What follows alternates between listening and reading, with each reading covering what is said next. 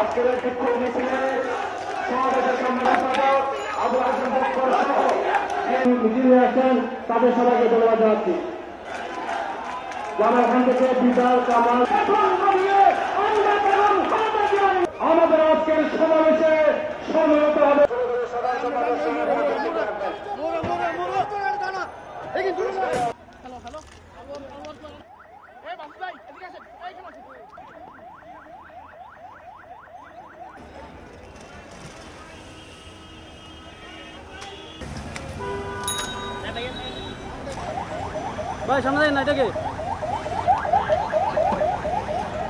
আক্রমণ করে এবং আমাদের বেশ কয়েকজন পুলিশ সদস্য আহত অবস্থায় আছে এবং তারা মানুষের জানমাল গাড়ি ভাঙচুর করা শুরু করলে পুলিশ তাদেরকে নিবৃত করে এবং তাদেরকে সেখান থেকে সরিয়ে দেয়। হ্যাঁ, তাদের একটা মিছিল এসে আমাদের যে কাদিরদিয়ারি মোড়ে যে আমাদের পুলিশ দ্বারা দায়িত্বরত ছিল তাদের উপরে কোনো কারণ ছাড়াই, কোনো কথাবার্তা ছাড়া অকস্মাৎ এসে তাদের উপরে আক্রমণ চালায় এবং তাদের আমাদের পুলিশের মোটরসাইকেলের উপরে তারা আগুন জ্বালিয়ে দেয় এবং আমরা উইদাউট তাদের এখানে শান্তিপূর্ণ সমাবেশ হওয়ার কথা ছিল এবং তারা সেটা না করে সেখানে পুলিশের উপর হামলা করেছে এবং বিভিন্ন গাড়ি ভাঙচুর করেছে এবং তাদেরকে আমরা সেখান থেকে সরিয়ে দিয়েছি পরবর্তীতে।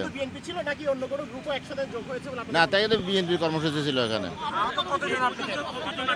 আমরা এটা এখন আমরা অভিযানে আছি, আমরা কাউন্ট করে পরবর্তীতে জানাবো। হ্যাঁ, আমাদের এই পর্যন্ত 20 জন আটক আছে।